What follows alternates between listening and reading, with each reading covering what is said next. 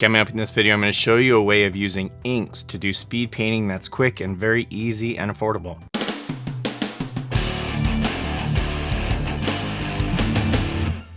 Welcome back to Mini Junkie, everyone. My name is Jarrett. Real quick, before we get into the actual video, I just want to mention that I did post on the community tab that I'm starting to work on a live stream setup. I'm trying to dial it in, get the focus right, get the audio right, etc., which is tricky because I got lights and arms and things trying to position the cameras and whatnot. It's coming along, and I'm not even sure if there'll be much of an audience for that because, you know, maybe people prefer these edited and more structured videos versus just me painting things. But once I work up the guts, I'm going to give it a try. And the thing is, I won't necessarily be able to say, hey, I'm streaming every day at 8 or something like that because of my family life, etc., and my moods and my impulsiveness. I'm just all over the place lately, and so I can't really commit to like I'm gonna sit down and stream at a certain time. Plus sometimes my son plays shooter games in the room next to me, and you're gonna hear gunfire. It'll sound like I'm under attack. So it'll be more like, hey, I'm gonna just start painting and I'll turn on the stream and then I'll turn it off when I'm done painting, and we'll see how that goes.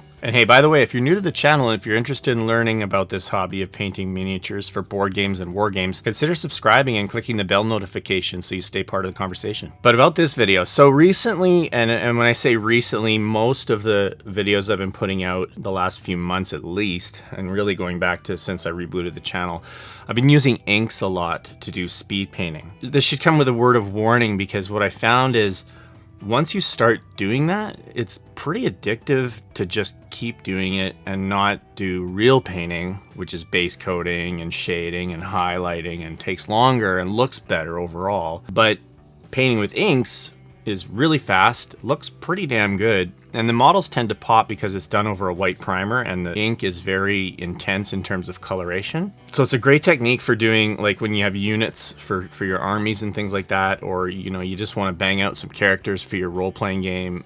It's a super fast and easy, it's easy, that's the other thing, it's very easy, and you can get a miniature done in very few steps. But I thought I would do this video now because I've been doing a lot of those one-off videos where I speed paint using inks, but I thought I'd do a video about the whole philosophy of how you use inks to speed paint, some of the do's and don'ts, and where it works and where it doesn't. And it's timely coming off the back of the announcement from GW of the Citadel contrast paints, which, as far as I can tell, pretty much work on the same principles that this ink speed painting works on. And in fact, I think they're closer to inks than paints. I won't know till I get my hands on them. I'm filming this before they're released. Working with inks is a different kind of speed painting technique to what you usually see here on YouTube or from other painters. Usually those are focused on a few different styles. One could be doing a base coat and then a dip, that's kind of old school, where you dip it in a can of like a shade medium and just flick the excess off, and there's your shading and you're done. Or like a lot of use of dry brushing can speed things up, or even just doing a base coat and a heavy wash of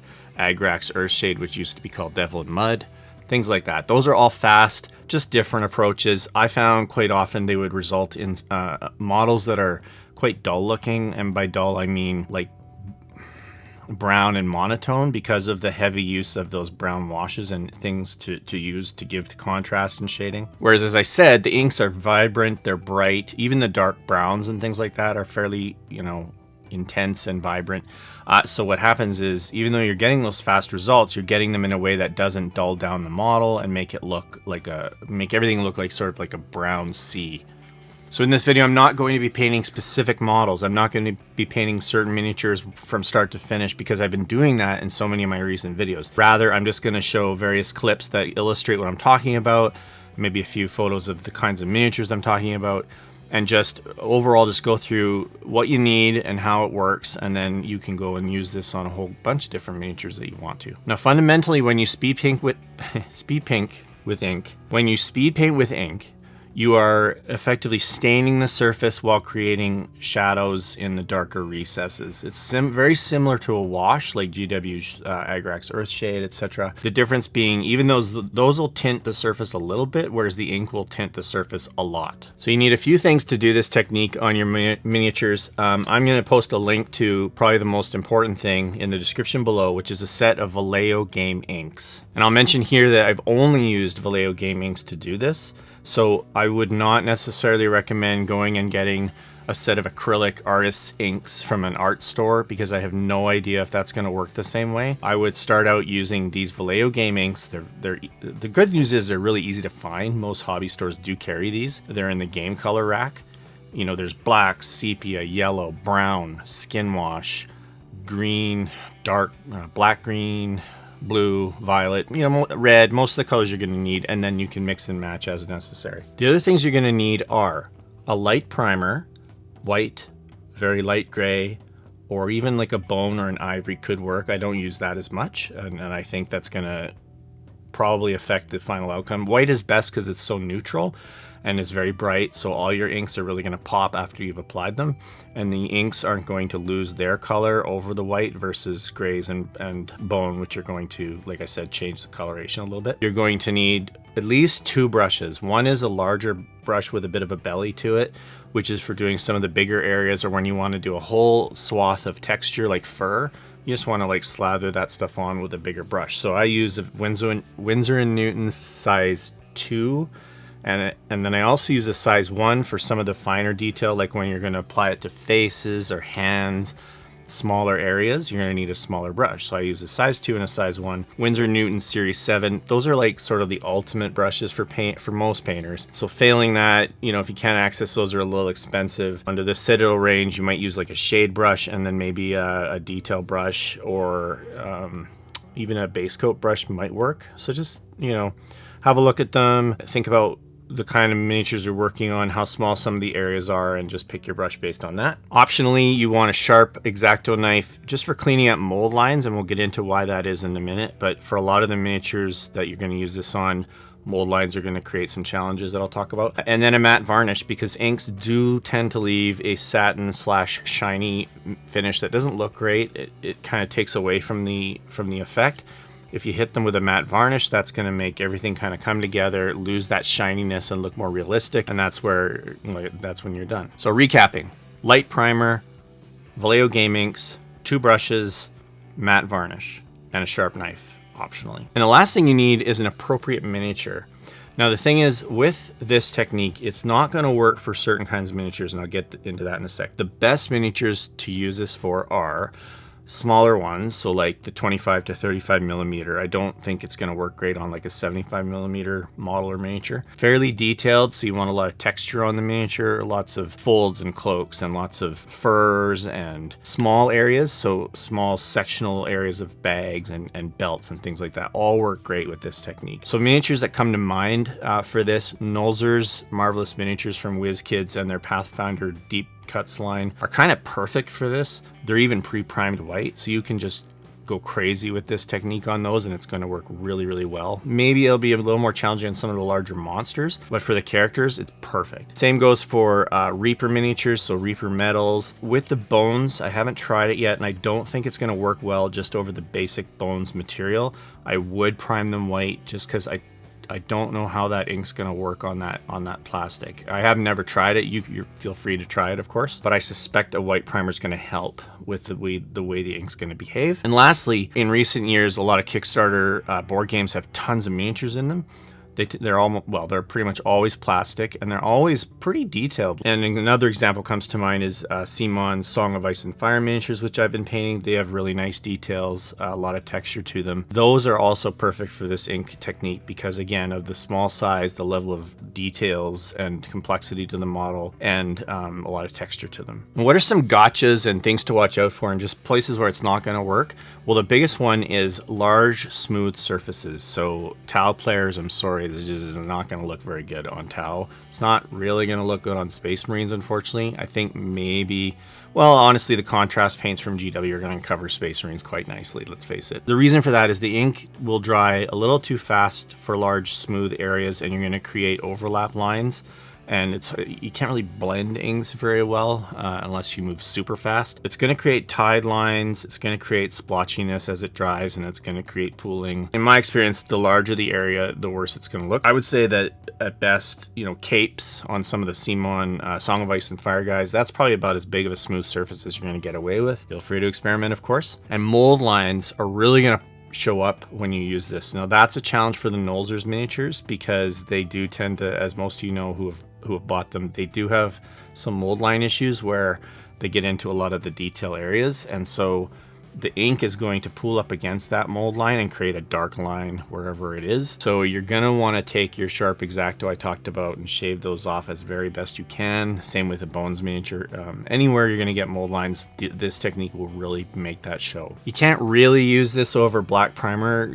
You really can't. Or even a dark primer like a brown or something, or a red. The thing is, the ink is translucent. It's going to show through whatever's under it. So white is great because it just simply amplifies and brightens the ink. But black, you're just going to get some sort of black tinted looking. It's not going to look good. The ink is just going to sit on top of the black and look strange. With zenithal priming, I would only use like a light gray and then a white if you want to use it. You don't even need to really. But if you do use it, don't use black and then white, because that... Well, you, again, experiment, but I don't find that the black works well with the inks. And unfortunately, metal areas so far, I don't know if the contrast paints will help with this, but you pretty much still have to paint metal with metal paints. So Runefang Steel, Lead Belcher, whatever, any silver slash gunmetal type colors will be fine. But there's no metal ink that I have or that I've discovered that makes it any faster to paint the metal than just painting the metal. So if you're doing a guy with a lot of metal armor, this isn't going to work so good. But it, you know, when it comes to swords and daggers and things like that, just paint them with metal paint. So how do you do it after all that blah blah blah? You take your miniature, prime it, get as, you know, don't miss areas. The less coverage you have of the primer, the more you're going to get inconsistent effects from the inks. You want it perfectly primed all over, all the nooks and crannies with white or zenithal if you're using it. Prime your miniature, let it dry. Work with the dark areas first, I find. So for example, if you're going to do a light area next to a dark area, do the dark first, because what happens is if you get that black ink or dark brown ink onto the light area, you can then, before you go to the next step, paint white over any of the mess you made. Just let that dry and you've got your white surface to work with again. It's harder to go and fix a dark area, because if you paint white onto that and then reapply the dark, that's probably going to show the difference between the original and the new one. Anyway, I suggest start with dark areas, apply that, let that dry, fix up any light areas, and then work on that. When it comes to actually applying the paint, you're just going to work quickly. Don't be too sparing with it. Put quite a bit on. Move it around with your brush. Soak up any tide marks or pooling that you see that's a little too heavy with wicking action on your brush. That's where you just use the bristles to soak up any of the extra areas, you know, any of the extra ink that you don't want. Again, move quickly because it's going to dry fairly quickly. So for a cloak, you need to go blah, blah, blah, blah, blah. Soak, soak, soak. Done. If you go half, take your time, answer your phone, and go back and try and do the rest, you're going to find that you're going to get overlap marks that aren't going to look great. So you do need to do a complete area in one pass as best you can. That's why I say go err on the side of heavier with the ink than lighter. Now in smaller areas like the face, again, it'll take some practice, right? But you'll figure out how much to use and how much not to use, and eventually it'll become pretty second nature. And you're just, it's like a coloring book, really. It's white and you're just stay inside the lines. Be neat. Neatness counts a lot with inks because, again, anywhere they overlap is going to look strange. So staying inside the lines of each area, inside the lines of the face, inside the lines of the shirt, etc., will go a long way to making this look good. That's it. You just cover all the white areas. Don't leave any white primer showing. One nice technique is to, when you're mostly done, take the black ink and paint it into the deepest recessed areas, you know, where you want some dark, dramatic shadowing to happen. And that black ink is really nice in terms of, I mentioned how it's hard to blend inks, but it does tend to sort of have a translucency that helps it fade into other colors and look less stark than like a thick black paint for lining. You can even use, again, the black ink to do dark lining between segments of your miniature where it's appropriate. You'll see that on the Reaper miniatures I've done recently. Cover all the white, let that dry, do your base neatly. Matte varnish, you're done. Matte varnish with an airbrush is even better because you can avoid your metallics if you don't want them dulled down too much.